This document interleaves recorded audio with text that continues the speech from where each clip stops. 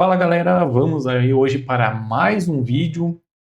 No vídeo de hoje eu vou dar uma complementação para o vídeo anterior, que eu falei sobre a nossa carteira não performa no mercado. A gente vê o mercado subindo e muitas vezes a carteira que a gente está ali montado não vê uma performance de alta igual está acontecendo na maioria do mercado. Então por que que isso acontece, né?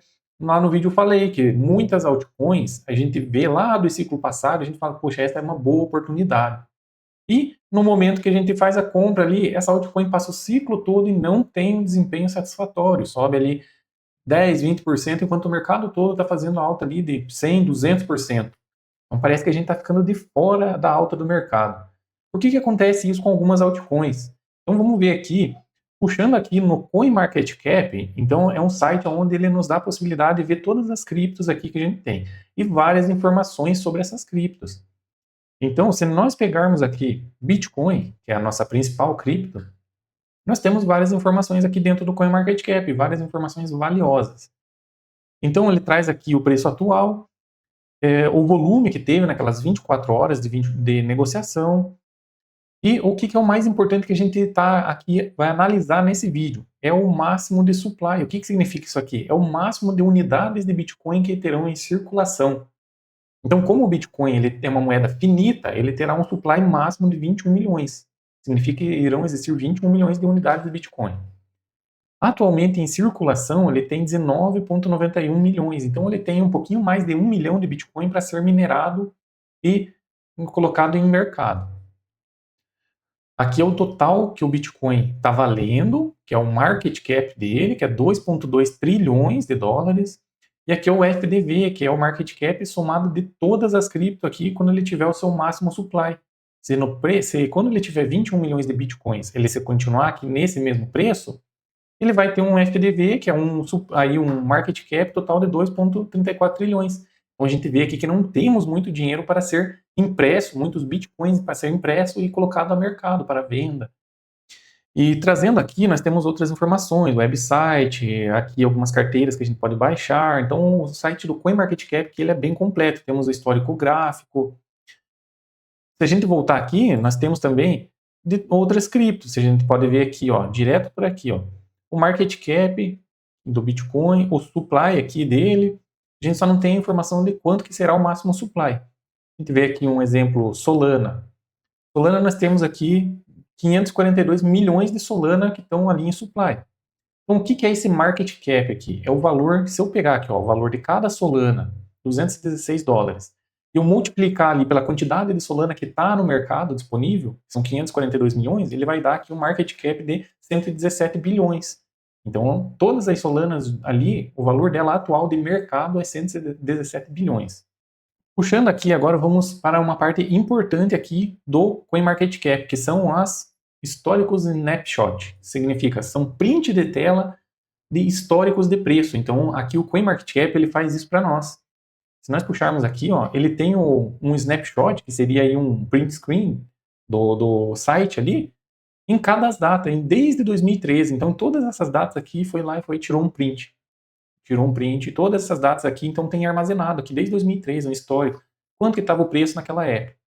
Então, se nós pegarmos aqui, vamos analisar, eu vou só abrir aqui uma nova guia aqui do CoinMarketCap. Aqui nós analisando, vamos pegar aí 2 anos para trás. Então nós estamos em agosto, aí o último snapshot que a gente teve foi em agosto de 2025, se a gente pegar em agosto aí mais ou menos de 2023, são 2 anos passados. Então vamos entrar aqui no dia 6 de agosto. A partir do momento que a gente entra aqui nessa parte do snapshot, então a gente tem aqui ó, o valor que o Bitcoin estava, a circulação que tinha naquele momento, o volume que estava naquele dia e o market cap dele. Então eu tenho essas informações e consigo puxar esse histórico. Por que é interessante isso aqui? Para a gente entender. Se eu pegar aqui ó, um exemplo, uma queridinha aí do mercado, Solana. Nós entramos aqui na Solana e vemos que ela não tem um supply máximo. Então a Solana ela não tem um definido quantas Solanas irão existir no mercado. Então nós temos várias criptos que têm essa particularidade. Ela não tem um limite de emissão da cripto. O que acontece? Todo dia vai ser emitido Solana. E qual que é a quantidade? Quem que emite essa Solana? O próprio time da Solana, os desenvolvedores, os donos do projeto. O que eles fazem com essas Solanas? Eles vendem. né? Eles deixam ao mercado para poder financiar o time e colocar dinheiro no bolso. Então, se você verificar aqui, ó, nós temos aí 542 milhões de Solana. Se nós puxarmos o histórico aqui da Solana de 2 anos atrás, então em 2 anos atrás nós tínhamos 400 milhões de Solana. Então, tecnicamente, foram impressas em 2 anos 150, 140 milhões de Solana. Então, se a gente multiplicar aqui 140 milhões de Solana vezes $200, nós temos aí 28 bilhões de dólares que foram impressos nesse período. Para quem foi esse dinheiro? Para os desenvolvedores, para ajudar no stake da rede, para ter várias finalidades. Então, a gente vê que como que eu vou guardar a Solana se está sendo impresso mais? Esse é um dos motivos que a gente diz que o real, o dólar, as moedas governamentais não têm muito valor, porque eles imprimem à torto e direito e gastam. Quando ele imprime, ele mesmo gasta. Então, que legal eu ter um dinheiro e eu mesmo poder imprimir mais e vender, para mim ter guardadinho lá meu dinheirinho, comprar coisas para mim. Então, isso nada mais é que os desenvolvedores do projeto utilizando ali você como liquidez, ou seja, vai vender para você. Enquanto você está comprando, eles estão emitindo mais Solanas e vendendo. E isso acontece com várias criptos. É lógico, a gente não pode generalizar isso aqui. Não significa que a Solana pegou e imprimiu todas essas Solanas aqui, vendeu e não utilizou o dinheiro para nada. Somente os desenvolvedores e donos colocaram o dinheiro no bolso. Não.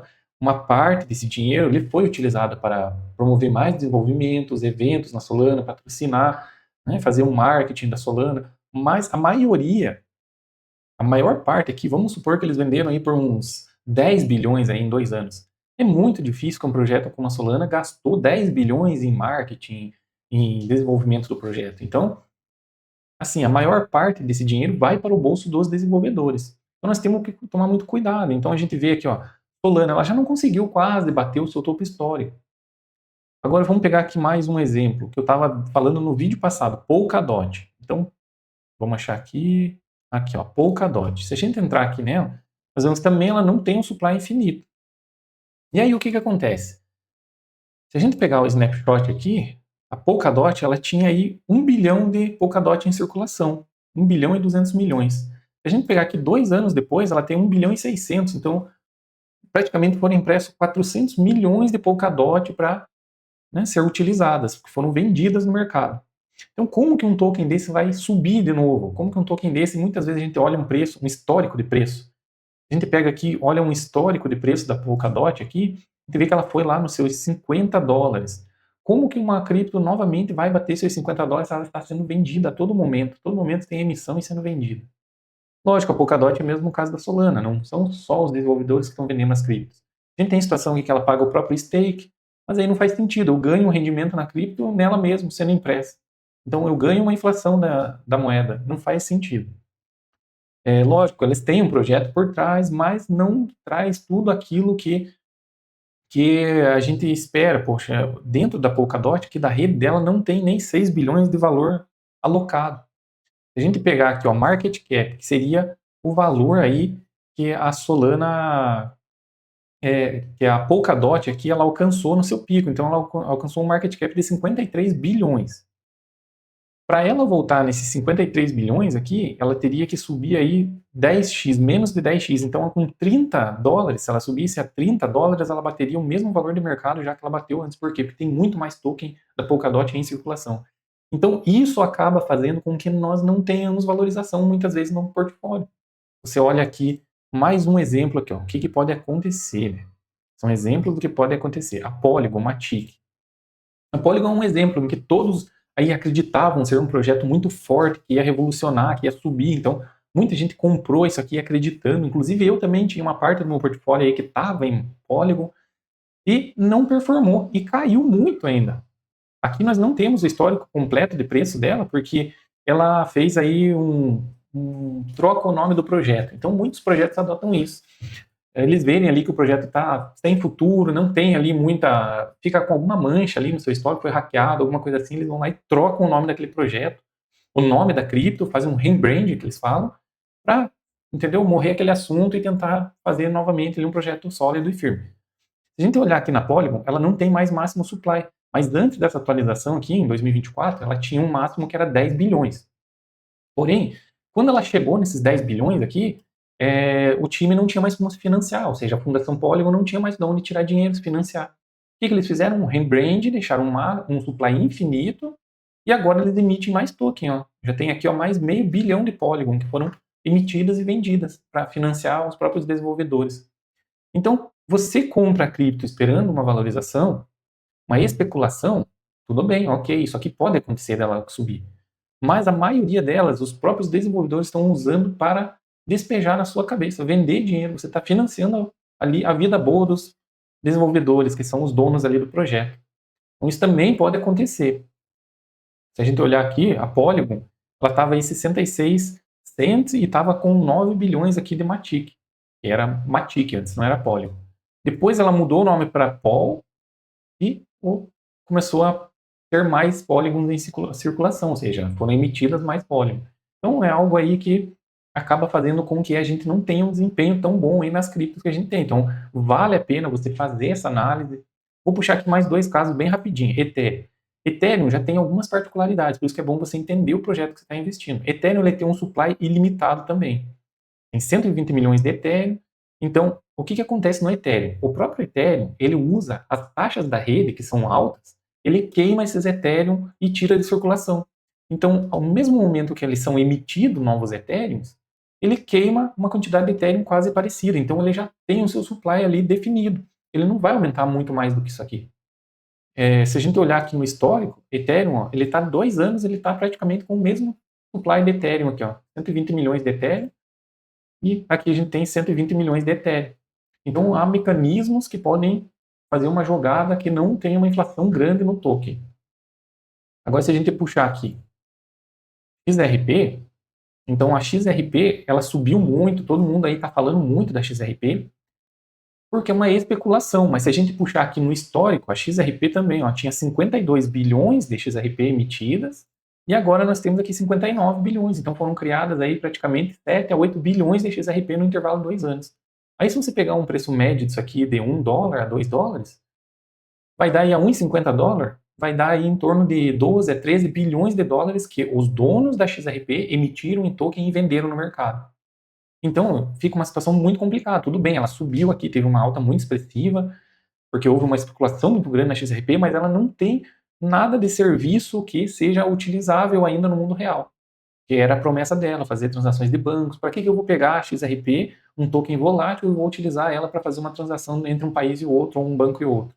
Eu mando 10 mil XRP, que valem aí 29 mil dólares, quando a semana que vem está valendo aí 2,80, que são 28 mil dólares, ou tem uma variação de preço muito rápida aqui, eu perco durante essa transação. Então é algo que não faz sentido também. Então a gente puxou aqui mais dois, aqui ela tem o máximo supply, porém nós vemos aí um exemplo, Polygon. O que aconteceu quando chegou no supply máximo? O projeto começou a morrer.